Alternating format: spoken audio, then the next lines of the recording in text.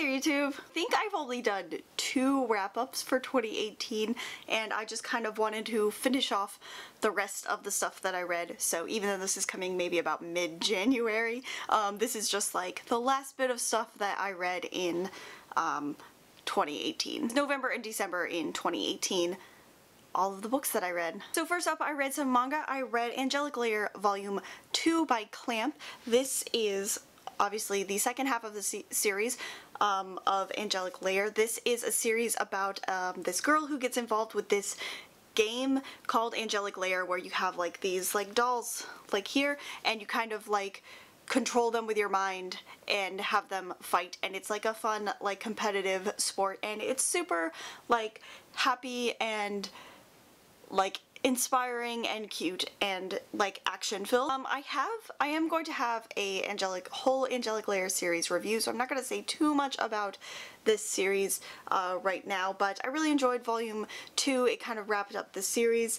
You get to see a lot of cool and interesting characters and some new dolls. I can't remember what they're called, but yeah, all the designs are like really cool, and it's just like a fun light read if you just want something like kind of spunky to read. I do have a review of this coming hopefully by the end of the month. Next, I read Beast Made of Night by Tochi Onyenbuchi. This I read for the Fallen to Fantasy readathon, which I made a TBR for but never finished. So if you're wondering what happened with that, I just failed horribly on that readathon. And I feel like maybe this book had something to do with it. I did not enjoy this book at all. I thought it was very slow. I felt like it was unfulfilling, and I just found myself towards the end of the book just like kind of skimming it and just wanting to be over. I just did not enjoy it at all. It's unlike a Nigerian fantasy, and it's kind of about these people who consume sins from other people so that they can live guilt and sin free, but then they have to deal with the consequences of having these sins. But that's the way it's billed, but it doesn't really feel like that. I feel like it could have gone a little more deep, and it did not. There's a lot of like weirdness in this book, and I just didn't like it. Too bad. It's so pretty. Next, I read Green Witch by Susan Cooper, and this is the 3rd book in the Dark is Rising sequence, and I loved it. It's very short. I think this is the shortest one in this series, but it's so good. This series is just full of like British mythology and folklore, or things inspired by British mythology and folklore, and it's just so like haunting and dark and mysterious, and I love it so much. I love this series, and hopefully I will be finishing it soon.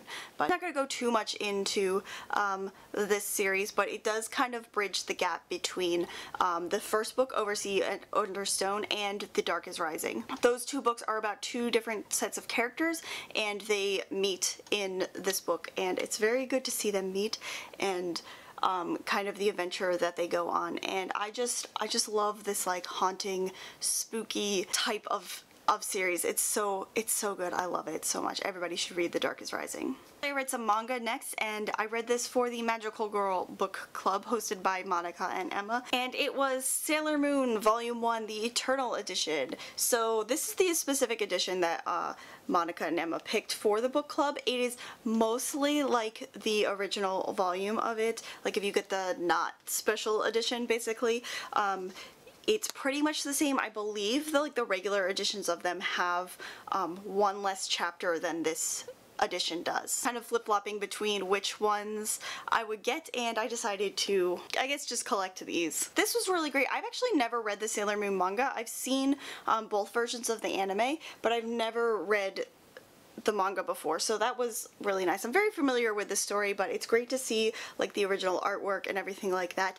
This also has an updated translation from the earlier version of it, so that's really great. I think there's a lot of discourse on the Sailor Moon manga translation and how it's not like great depending on what version you get, but I feel like this is the best translation of it that's out right now. This was just absolutely beautiful and fun to read, and if you don't know what Sailor Moon is, please go look up Sailor Moon, because she is the ultimate magical girl. So nice. It is such like, the art is amazing, and there's some really great like extra pieces in it. Just like, it's so beautiful. I love it so much. Sailor Moon is amazing. I can't wait to get the rest of it. And the final book that I read in 2018 was Vengeful by V.E. Schwab. I wanted to finish this before the year was over, and I think I finished it maybe about 2 days before the year was over. So good on me for that. So this is the sequel to Vicious, and I loved Vicious. It was one of my best books of